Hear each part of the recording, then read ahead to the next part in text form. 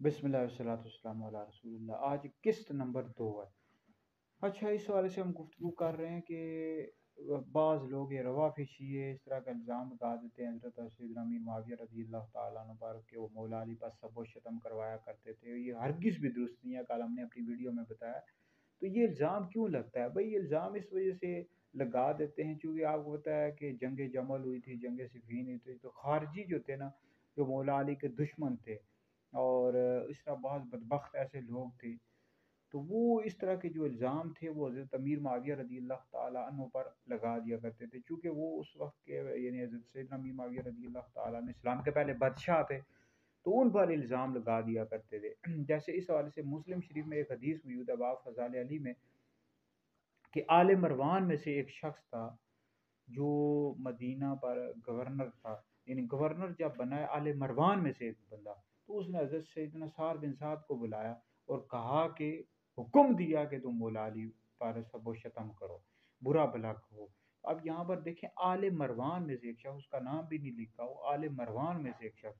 अब इस तरह की जो रिवायात हैं, अब इनसे इस्तिदलाल करके रवाफ़ी शिये और इस तरह इंजीनियर मिर्ज़ा जेलमी जैसे लोग ये कहते हैं हज़रत सैयदना अमीर मुआविया के दौरे हुकूमत में होता था। भाई हज़रत सैयदना अमीर मुआविया पर इल्ज़ाम लगाना हरगिज़ भी दुरुस्त नहीं है। भाई किसी मुसलमान पर जब तक आप सुन ना लें उसको नहीं कह सकते उसने गाली दी, और सहाबी रसूल के हवाले से इस तरह की बात कहना कि माज़अल्लाह वो इस तरह किया करते थे, ये हरगिज़ भी दुरुस्त नहीं है, ये जायज़ ही नहीं है। ऐसा बंदा दोज़खी अहले सुन्नत से खारिज है।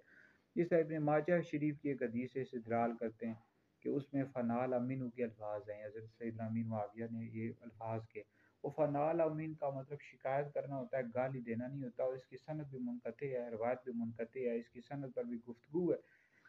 तो जब इस तरह की गुफ्तगू हो सनद के लिहाज से भी, तो नबी करीम अलैहिस्सलाम के सहाबा पर इस तरह लान तान करना कि वो माज़अल्लाह इस तरह गालियाँ दिलवाया करते थे, देते थे, ये तो हरगिज़ भी जायज़ नहीं है। दोस्त की ऐसा बंदा, ये तिरमिज़ी में हदीस नहीं सुनी, नबी करीम अलैहिस्सलाम ने फरमाया इज़ा रअयतुमुल्लज़ीना यसुब्बूना असहाबी फ़क़ूलू लानतुल्लाहि अला शर्रिकुम, कि जब किसी बंदे को देखो मेरे सहाबी को गाली दे रहा है तो कहो अल्लाह की लानत हो तुम्हारे शर पर, तो अल्लाह की लानत हो तुम पर।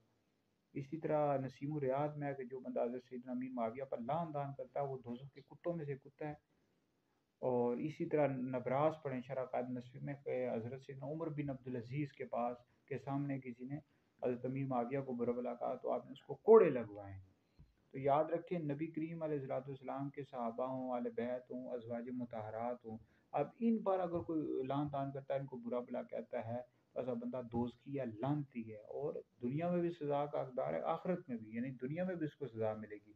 हुकूमत पर लाजिम है कि जो सहाबा को बुरा भला कहता है, आले बैत को, अज़वाज मुतहरात को, उनको उसको दुनिया में भी सख्त से सख्त सज़ा दे, और आखिरत की सज़ा तो बड़ी सख्त है।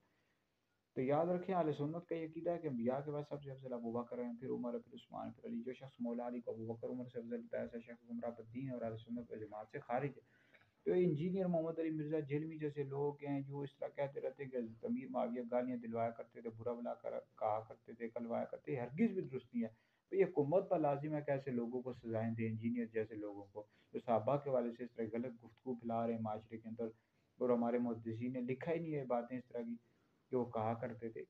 तो लिहाजा ऐसे बंदे भाई इनको सख्त से सख्त सज़ाएँ देनी चाहिए। मज़ीद गुफ्तगू इंशाल्लाह आने वाली वीडियोज़ में तफ़सील के साथ इंशाल्लाह करूँगा। बहरहाल मैंने वज़ाहत कर दी दोनों किस्तों में कि हज़रत अमीर मुआविया पर इल्ज़ाम है, वो नबी करीम अलैहिस्सलाम के सहाबी हैं, हरगिज़ हरगिज़ भी उन पर इल्ज़ाम हरगिज़ भी दुरुस्त